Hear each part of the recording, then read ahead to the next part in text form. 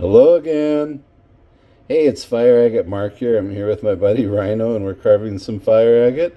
And we're gonna go through some steps. This little chunker, you can see the blue, purple, green, yellow, some pink under there. Everything's tightly layered. Here's a side view of where it kind of broke off. So you got a perfect little window into that thing. We made some cuts. That's why there's some Sharpie marker. I cut a little bit too deep here into the agate, which is okay. Kind of exposes where it splits in between the two rocks, and also that you just have to go nice and slow. Anyway, make the most of it. We're just going to start grinding again a little bit down here with a nice little. This is the cone bit, and this one's super coarse. The black is super coarse. It's probably like 80 grit. And my buddy's gonna help film while we get in here and get some color. Sounds good. Thank you, brother. You're welcome. And so for the time being, I'm gonna turn on, so it's gonna get a little bit loud, suck some of the dust out, put my mouth there. Alrighty.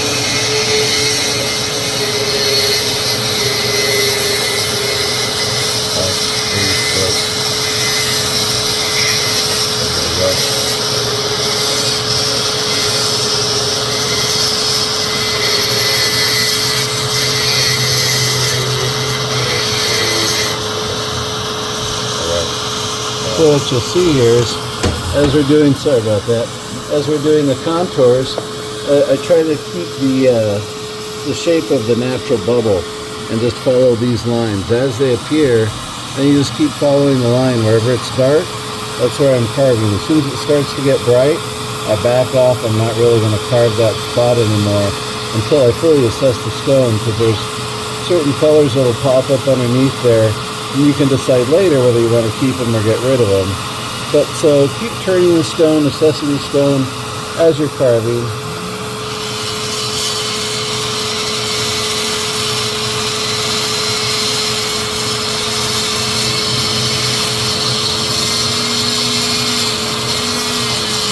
I'm going about 6,000 to 8,000 RPM, and I'm using about an ounce to an ounce and a half of pressure. I'm really letting the tool do the work. It's got those diamond teeth in there, and as soon as they touch the agate, it'll start to melt away nice and slowly. Remember, you can't put it back. You could always take more off, so nice and slow, nice and steady.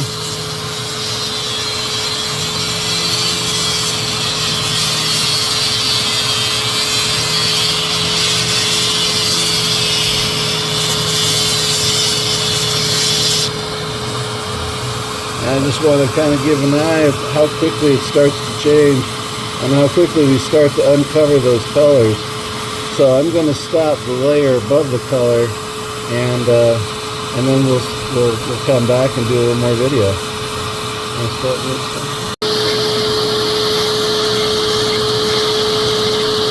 So you'll notice he's using the entire breadth of the tool from the tip to the shaft, so that it wears more evenly. So that's one of the key things you want to do while you're carving. And he keeps the bit moving, not resting in one place too long, so it doesn't cause any deep lacerations to the stone.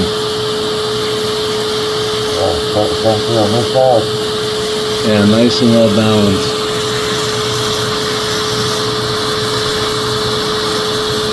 And that's perfect. Just cleaning up and staying off the color and removing all that. Exactly.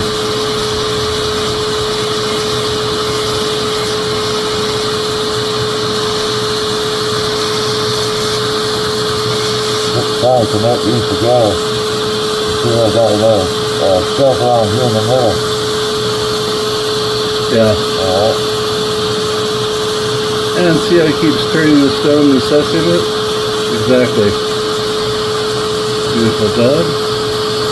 Alright, here we are about 45 minutes later doing the same thing. Just trying to window down some of that stone, staying right above the color, coming through. So that's about how long it takes. 45 minutes, because as you start to carve in, you'll see different spots, you'll see different layers that you don't want to blow through. So I blew through on the very corner of this just to see how thick it is, and at the edge it remains fairly thin, about 3 layers, but over here it's much thicker. You can see how the bands are further apart, but it gives you a better read for the stone to know exactly where you have to go. Rhyno and I have been making progress, coming along, and we're going to keep coming in, and we'll finish up and do some more show and tell on this stone. I mean, that even the green to purple with that little bit of blue and orange yellow flash. We want to talk about some imperial, so we're taking our time nice and slow. We'll keep coming back. We got a few more stones that we're working in the process.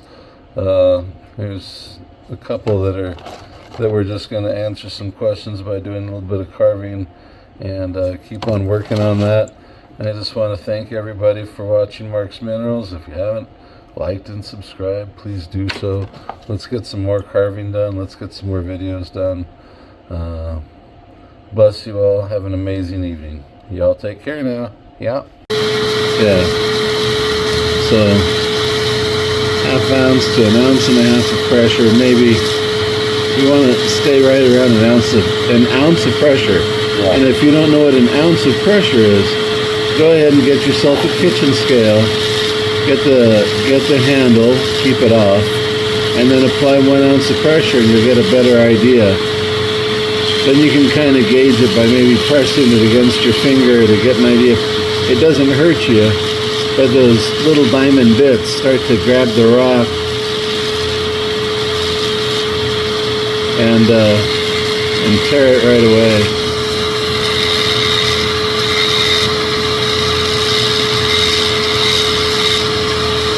It's going nice and slow. That's right around 4 to 6.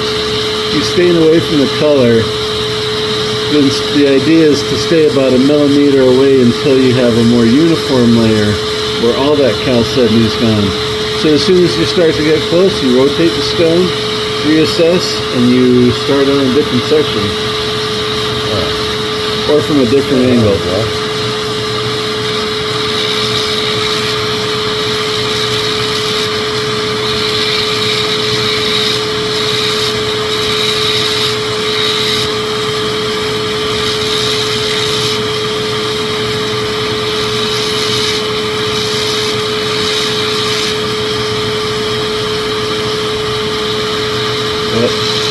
Nice, coming from the other angle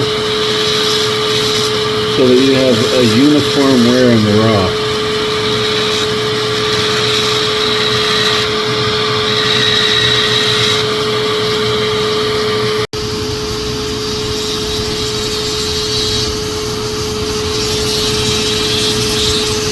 And coming back in a little bit closer with this inverted tone.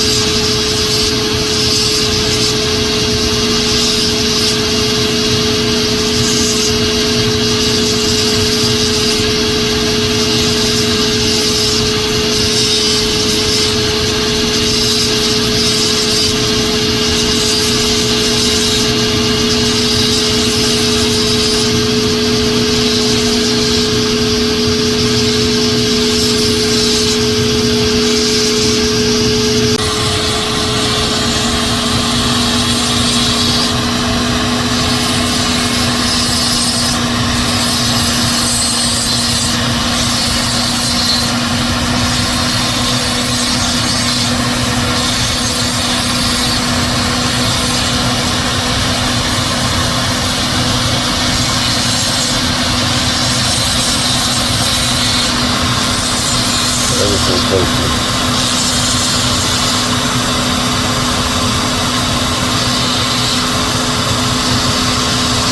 There we go.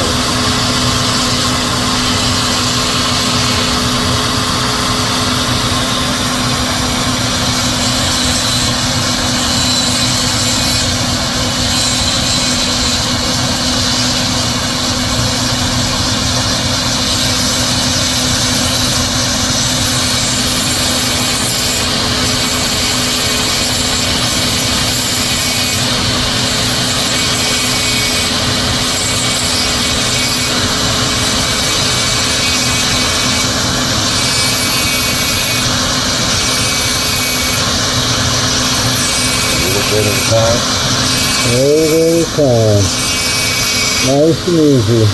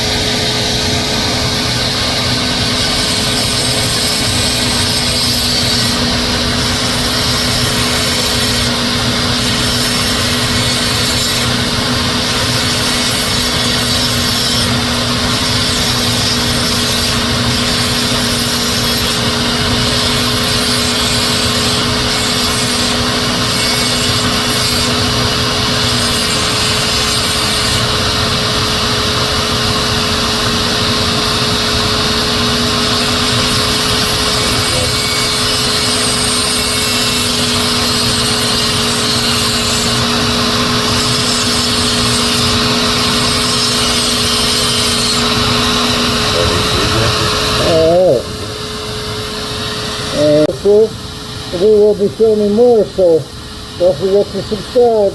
Take care.